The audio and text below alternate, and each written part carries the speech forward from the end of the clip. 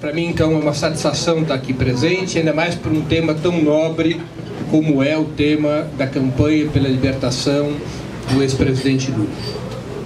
Eu vou ser hoje bem mais breve do que eu fui sobre o tema da Venezuela, quando eu perturbei a paciência de vocês. A gente não teve tempo para as questões, para o debate, e esse é um tema que demanda muitas questões e muito debate para que a gente possa melhor se organizar para essa campanha. A primeira pergunta que eu creio que nós devemos formular é: por que lutar pela liberdade do presidente Lula? Poderia haver vários motivos. Um deles é porque se trata de uma prisão injusta. Já seria o suficiente para mobilizar a todos nós, ou pelo menos aqueles cuja trajetória se confunde com a do ex-presidente. Outro motivo seria porque o ex-presidente Lula é um líder histórico do Partido dos Trabalhadores e, evidentemente, os petistas estão obrigados à máxima solidariedade em relação a esse seu líder histórico. Embora essas duas razões fossem suficientes para mobilizar os que estão nessa sala, eu creio que elas não explicam a essência dessa luta. E a essência dessa luta tem a ver com o combate ao bloco reacionário que assumiu o governo desse país, ao golpe continuado, iniciado em 2016 com a derrubada da presidente Dilma, com a restauração da vida democrática plena desse país e com a retomada do fio da história do protagonismo da classe trabalhadora. A luta pela liberdade do ex-presidente Lula tem comparações históricas possíveis que nos dão mais condições de compreender sua dimensão. Ela é uma batalha síntese das grandes causas democráticas. Como foi na luta contra o apartheid da África do Sul, como foi síntese na luta contra o apartheid na África do Sul, a batalha pela libertação de Nelson Mandela. Nelson Mandela tinha sido condenado à morte nos anos 60. Pena depois comutada à prisão perpétua. Por comandar o braço armado do Congresso Nacional Africano, ele era intitulado pela Justiça da África do Sul como um sanguinário terrorista, contra quem se moveu toda a máquina publicitária e midiática do regime do apartheid. Era necessário criminalizar, isolar, marginalizar, silenciar Nelson Mandela para que o apartheid pudesse sobreviver. Porque Mandela representava, pela sua trajetória, pelo seu peso histórico, pelo que ele representava dentro e fora do país, ele representava uma voz que seria capaz de unir não apenas os negros da África do Sul contra o apartheid, não apenas a oposição interna contra o apartheid, mas também todas as forças populares do planeta que estavam dispostas a combater aquele regime de ódio e discriminação. O regime do apartheid tinha que manter Mandela silenciado. Como bem lembrou Chomsky, da mesma maneira que o fascismo tinha que manter Gramsci silenciado. E dessa mesma maneira, o golpe no Brasil tem que manter Lula silenciado e marginalizado. É tão vigorosa a operação de criminalização e silenciamento do Lula, que isso por si só já nos dá a pista de por que todas as forças democráticas e populares deveriam e devem abraçar a causa pela libertação do ex-presidente Lula. Lula é mantido preso pelas forças reacionárias desse país, pelos setores do sistema de justiça, das forças armadas que representam as classes dominantes do nosso país, porque se o Lula tivesse livre, o Bolsonaro não era presidente da República. E se o Lula for a liberdade, a resistência contra o bolsonarismo ganha outra dimensão. ganha outra envergadura. Pelos mesmos motivos de sinal contrário que eles desejam Lula preso, nós queremos Lula livre. Porque nós sabemos que a libertação do Lula não é apenas fazer justiça com alguém condenado injustamente, sem crimes e sem provas. Libertar Lula é um elemento fundamental para alterar a correlação de forças no país, para que o povo volte a ter esperança de vencer, para que o povo se unifique para enfrentar o sórdido projeto de destruição de direitos e conquistas representado pelo bolsonarismo e seus aliados. Portanto, a causa da libertação do Lula vai muito além da luta contra uma injustiça e muito além de solidariedade partidária. E assim, por ser assim, vai muito além de ser a causa de um partido. É a causa de todos os partidos de esquerda e é a causa de todos os movimentos sociais. É a causa, ou deverá ser a causa, de todos os brasileiros e brasileiras que lutam pela democracia, justiça e soberania no nosso país. E dessa maneira é que tem que ser construída a campanha Lula Livre. A campanha Lula Livre não pode ser propriedade do PT. A campanha Lula Livre não pode ser propriedade da CUT. A campanha Lula Livre não pode ser propriedade de ninguém. A campanha Lula Livre será bem sucedida se ela for uma campanha de todo o povo brasileiro. E com essa lógica que a campanha foi reorganizada a partir de janeiro. A ideia de construir uma campanha de todo o povo brasileiro. Uma campanha que unifique o conjunto dos partidos de esquerda, que unifique os movimentos sociais, que busque dialogar com a juventude, com as mulheres, com a comunidade LGBT, com os negros, com todos aqueles que neste nosso país e fora dele estão dispostos a resistir contra o que representa o bolsonarismo, seu projeto econômico e seu projeto político de alteração do regime político do país, da democracia liberal colapsada e falida da Constituição de 88 para um regime policial, para um regime bonapartista, para um Estado de segurança nacional baseado numa tríplice aliança entre o Bolsonaro, as Forças Armadas e a Operação Lava Jato. Lula Livre é a campanha que representa a síntese da defesa das liberdades democráticas e da reconstrução de um caminho, retomando o fio do início da minha intervenção, a reconstrução de um caminho que permita às classes trabalhadoras retomar o protagonismo na história do país. Nós começamos a reorganizar a campanha, instituindo uma comissão executiva nacional no mês de janeiro, que integra todos os principais partidos de esquerda e todos os principais movimentos sociais do país. Para além do Comitê Nacional que já existia e que expressa essa política de frente única, constituímos uma executiva mais enxuta que operacionalizou desde janeiro e vem operacionalizando a construção de uma campanha propriamente dito. O que é uma campanha? Uma campanha tem que ter comunicação, tem que ter organização, tem que ter mobilização, tem que ter atividade internacional. Uma campanha é uma batalha que se constrói de todos os lados e de todas as formas, de cima para baixo, de baixo para cima, para os lados, com iniciativas de todos os tipos, iniciativas locais, iniciativas regionais, iniciativas pessoais, com iniciativas centrais.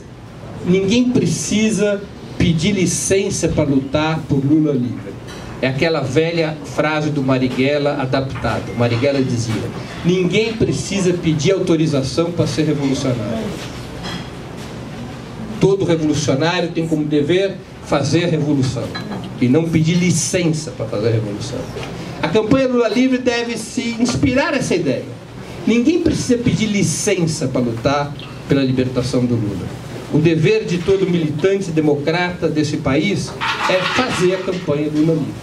Mas a campanha que se organiza centralmente nos estados e nos municípios deve fornecer a todos e a todas que estiverem dispostos a lutar por Lula livre as ferramentas, as melhores ferramentas possíveis para travar essa luta. A primeira ferramenta é a unidade.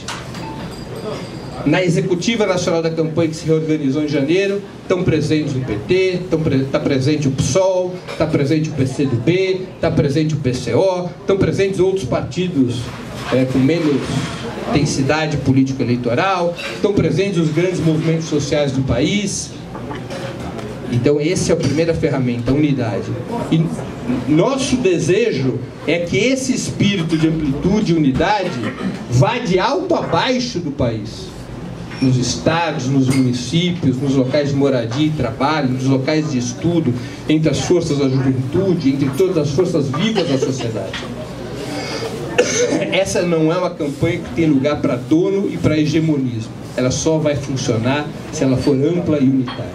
A segunda ferramenta, nós temos que nos organizar. E o núcleo fundamental de organização dessa campanha são os comitês.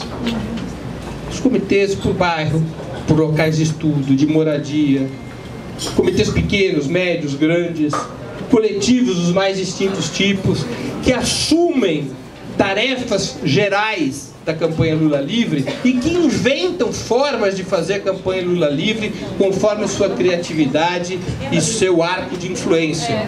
Aqui em Minas há vários grandes exemplos. O Coletivo Alvorada é um dos que eu me lembro que todo dia nos oferece material. Minas Gerais tem sido um lugar tão rico de criatividade na campanha Lula Livre que toda semana, quando a gente tem que fechar, quando eu tenho que fechar o boletim semanal Lula Livre, eu tenho que excluir alguma coisa daqui, porque senão só vai ter Minas Gerais no boletim. Então um aplauso para o Coletivo Alvorada.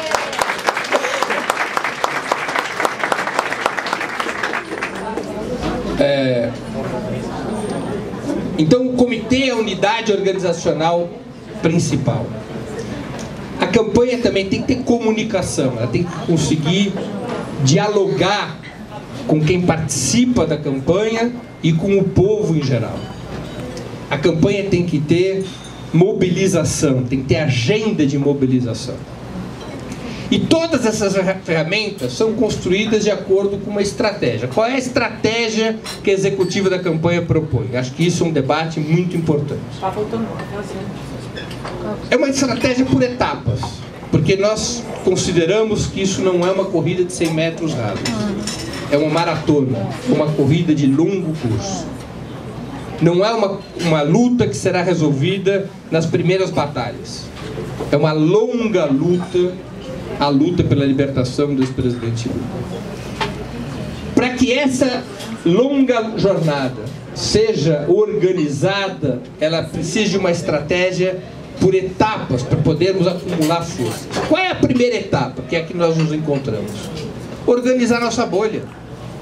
Muitos companheiros, com razão, ficam um pouco aflitos. Quando é que a gente vai conseguir furar a bolha? É uma aflição correta, mas ela não é para esse momento. Neste primeiro momento, nós temos que conseguir fundamentalmente organizar a bolha, organizar as nossas tropas, organizar o campo popular. Porque para nós furarmos a bolha, nós precisamos de dezenas, centenas de milhares de ativistas dos mais distintos partidos e movimentos engajados na campanha para poder romper o cerco midiático e para poder estabelecer conexões diretas com o povo brasileiro. O envenenamento patrocinado pela grande mídia a respeito do ex-presidente Lula é profundo e longevo. Para que nós possamos furar a bolha, nós vamos ter que olhar o povo olho no olho. Não vai ser por rede social. Não vai ser por WhatsApp, por Facebook, por Instagram ou por qualquer rede social. As redes sociais ajudam muito. Em primeiro lugar, ajudam a organizar nossa bolha. Elas poderiam ter um efeito, um papel maior se a nossa campanha fosse do tipo destrutivo. As redes sociais se configuram como instrumentos destrutivos muito potentes. Mas não existe instrumento de construção mais eficaz do que conversar com o povo brasileiro. E para que a gente possa conversar com o povo brasileiro sobre a luta pela libertação do ex-presidente Lula, nós temos que organizar a nossa bolha, o nosso campo, os nossos ativistas. Criar uma tropa social capaz de se mobilizar organizadamente por todo o país. Vamos combinar que nós estamos um pouco destreinados disso na esquerda brasileira. Porque foram longos anos de governo em que muitos e muitos de nós se acostumaram a poltronas confortáveis, a decisões institucionais, a pouco contato com a base popular, ou a fazer contato com a base popular a cada 2 anos, quando tem eleições. Nós sabemos fazer campanha eleitoral. O Partido dos Trabalhadores ganhou eleições impossíveis ao longo da sua história. Grandes batalhas eleitorais. Mas nós precisamos reaprender a fazer a disputa de corações e mentes por grandes causas, como é a causa da libertação do ex-presidente Lula. Por isso que a campanha, do ponto de vista de comunicação, ela deslanchou uma ofensiva de rede, buscou construir instrumentos, e está buscando construir os mais distintos instrumentos de comunicação por rede, de instrumentos jornalísticos a instrumentos publicitários, mas a campanha tem também como objetivo construir ferramentas para que todos nós possamos ir ao povo, conversar com o povo. Dentro desta lógica, que a primeira etapa é organizar a nossa bolha, organizar o nosso campo, e a partir da organização do nosso campo, disputar a opinião pública, nós realizamos no dia 16 de março, vários de vocês estavam por lá, o primeiro encontro nacional do Comitê Lula Livre, que foi bastante bem sucedido, com mais de 1.200 ativistas de 20 estados. Esse encontro discutiu a estratégia de comunicação, de organização, de mobilização e preparou a jornada Lula Livre, que ocorreu entre 7 e 10 de abril. Em muitos lugares já começou a acontecer um pouquinho antes do dia 7, em outros lugares foi até um pouco além do dia 10, mas construiu uma jornada que teve um resultado bastante satisfatório. O objetivo era uma jornada de mobilização da vanguarda política e social. O objetivo não era, nesta etapa da campanha, colocar massas em movimento na jornada. Nós sabemos que a construção disso ela é processual, é lenta. Era mobilizar a vanguarda política e social, dentro e fora do país. Nesse sentido, o resultado foi muito satisfatório. Nós tivemos mobilizações de algum tipo em mais de 300 cidades do país, em todos os estados da União, alguns atos relevantes, especialmente o de Curitiba, com mais de 10 mil pessoas, manifestações dos mais diferentes tipos nos estados e em mais de 20 países. Até no Paquistão teve mobilização Lula Livre. Há uma foto que entrará para a história. Um partido comunista, marxista revolucionário mesmo, lá do Paquistão, talvez com todos os seus militantes dentro da foto, tinha ali Trotsky, Lenin e Lula. Trotsky, Lenin e Lula. Foi a foto emblemática. 56 pessoas. No Paquistão. No Paquistão. Teve manifestação no Sri Lanka e no Nepal. Ou seja, conseguimos mobilizar em todos os continentes grupos, núcleos, coletivos que vão construindo a campanha Lula Livre. Passamos no primeiro teste. Passamos no segundo teste. O primeiro teste foi o encontro de 16 de março. O segundo teste foi a jornada Lula Livre. E agora a gente tem que seguir adiante. O que é seguir adiante? Nós temos que começar a ter tarefas de diálogo com o povo. Nós temos que começar a construir a segunda etapa da campanha, que é a etapa na qual nós começamos a nos dirigir às massas do povo. A Executiva Nacional da Campanha decidiu ontem, na sua reunião, que no dia 26 de maio ocorrerá em todo o país e também no exterior o dia do mutirão Lula Livre. O que é o dia do mutirão Lula Livre? A campanha vai produzir um material central, como foi o tabloide, que muitos de vocês devem ter visto, que foi produzido para a convocação da jornada. Vai produzir um material para dentro do Brasil e um material para fora do país. E num único dia, que vai ser o dia 26 de maio, nós vamos estimular e animar os coletivos e comitês organizados por todo o país a ir para os bairros, a ir para as estações de metrô, a ir para as estações de ônibus, a ir para quaisquer lugares de aglomeração coletiva num mesmo dia, para panfletar e conversar sobre a luta pela libertação do ex-presidente Lula. Em alguns lugares o objetivo vai ser fazer reuniões domésticas, em outros vão ser essas panfletagens de massa, em outros vão ser outros tipos de atividades. Ninguém vai cercear, controlar ou dizer o que cada comitê tem que fazer no seu local de atuação. Mas a ideia é, neste dia, de forma concentrada, distribuir esse material e conversar com as pessoas. E todo último domingo de cada mês será um dia do mutirão Lula Livre, que é organizadamente nós tentarmos chegar ao povo, olho no olho, conversar, explicar, esclarecer, convencer, mobilizar, enfrentar o mau humor de certos setores, enfrentar as dúvidas de certos setores, nos prepararmos para dialogar com esses setores.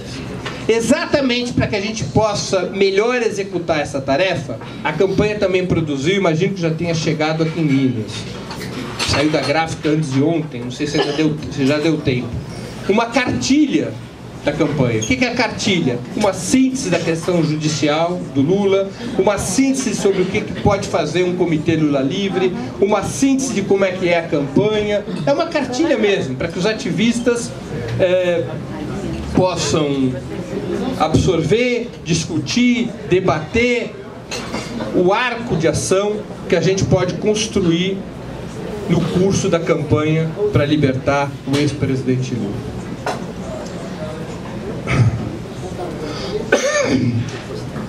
Nós temos que transitar dessa primeira etapa de organização do nosso campo, que continua, e começar a dar os primeiros passos para dialogar com o povo e tentar conquistar a opinião pública a favor da causa da libertação do ex-presidente Lula.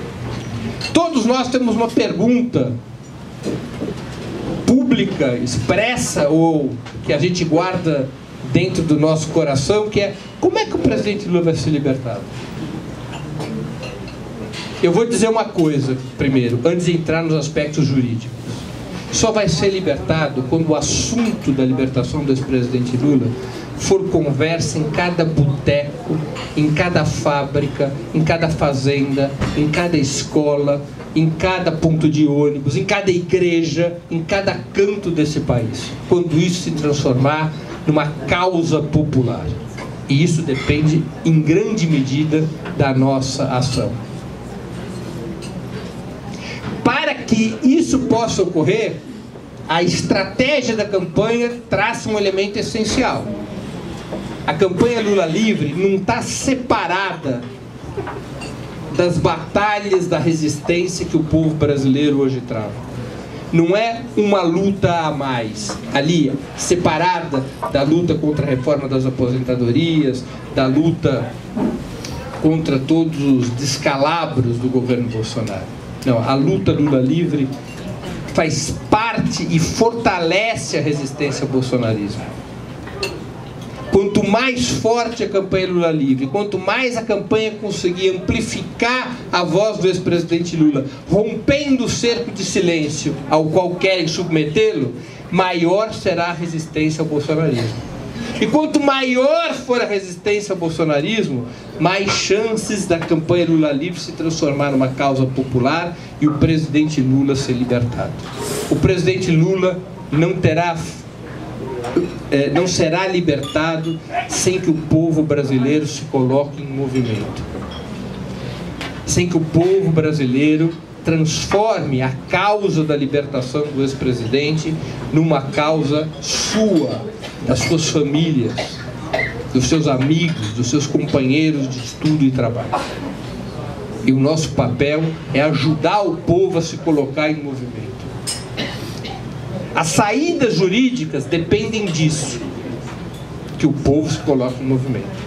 E por isso será necessário da nossa parte dois valores que nós temos ao longo da história, temos provado que possuímos: paciência e persistência.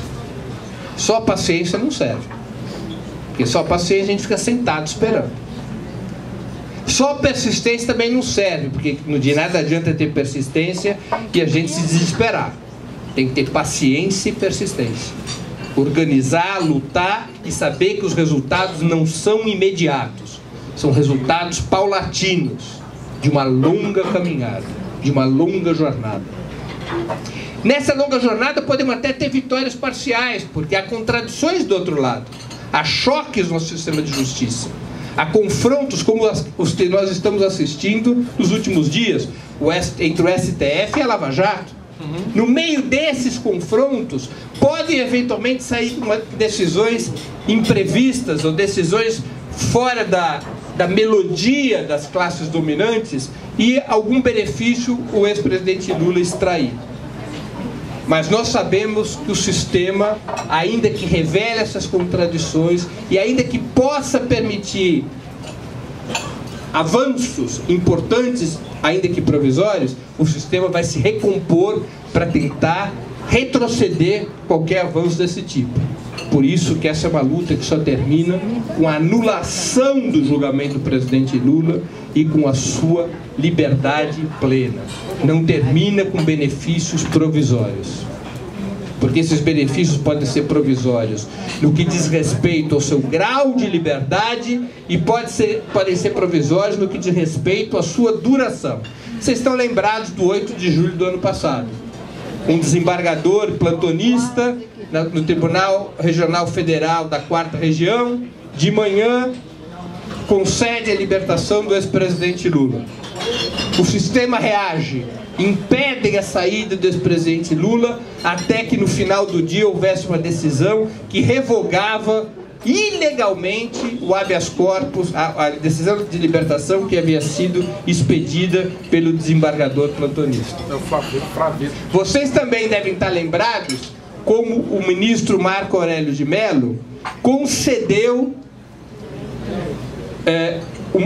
decidiu contra a execução provisória de sentenças a partir da 2ª instância, o que levaria à libertação de milhares de presos por conta da atual jurisprudência do STF, incluindo o próprio ex-presidente Lula. E como rapidamente o presidente da Corte Suprema revogou a decisão do ministro Marco Aurélio de Mello antes que ela fosse implementada. O sistema reage. E para que nós possamos neutralizar o sistema, nós precisamos ter força popular. E aqui, para concluir, eu vou voltar ao meu exemplo inicial. Como Mandela foi libertado? Como Mandela foi libertado? Mandela tinha sido condenado à pena de morte e depois comutada para a prisão perpétua. Nos anos 80, a prisão perpétua tinha se transformado numa pena de 30 anos. Portanto, Mandela estava muito próximo do momento em que seria libertado. Como ele tinha sido condenado por terrorismo, ele não tinha direito à progressão penal. Mas ele já estava há 27 anos preso. Mais 3 e ele estaria libertado. O que fez o regime do Apartheid em 1988? Condenou Mandela por um crime cometido em 1963 e aplicou a Mandela outra pena de prisão perpétua, para que ele não pudesse sair. Cometeram um erro, porque o exagero punitivista, persecutório, de silenciamento do Mandela, no momento em que o regime do Apartheid já estava em crise, logo em seguida a África do Sul ter sido derrotado pelo heróico exército cubano na Batalha de Cuito Carnevale, histórica Batalha de Cuito Carnevale, na qual o exército cubano impede a África do Sul de romper as linhas de defesa do movimento do MPLA em Angola. O regime do Apartheid sofre uma severa derrota militar e resolve ir para cima do Mandela nessas circunstâncias. Ao contrário disso, provocar atemorização, recuo, isso levou a um incêndio dentro do país da campanha para libertar Mandela. E esse incêndio se propagou para fora do país também. E uma gigantesca campanha de massa foi construída. Mas essa campanha não foi sempre assim. Por razões familiares eu tive oportunidade, e profissionais, eu tive a oportunidade de ver os primeiros passos da campanha para libertar Mandela, em 87, 88. Eram manifestações de 20 pessoas, ali perto da Bastilha, em Paris. Eram manifestações de 30 pessoas em Nova York. Eram manifestações de 40 pessoas em Roma. E a partir desses primeiros núcleos, dessas primeiras movimentações, que foram se alastrando pelo mundo, foi se construindo uma gigantesca campanha de massas. E o regime do Apartheid, que quis condenar Mandela e o condenou por uma segunda vez à prisão perpétua, em pouco menos de 2 anos, com a faca no pescoço, foi obrigado a fazer o acordo que tirou Mandela da cadeia e que abriu o caminho para o fim do regime do Apartheid. Pois bem, nós estamos começando pequenos, mas maiores do que começou a campanha pela libertação de Mandela. Nós ainda não temos força para botar a faca no pescoço de quem condenou Lula e obrigar a anulação do julgamento. Mas nós teremos, se nós trabalharmos com paciência e persistência. Do mesmo jeito que as forças populares dentro e fora da África do Sul lograram a libertação de Nelson Mandela, nós vamos conseguir a libertação do ex-presidente Lula. Lula livre! Lula livre!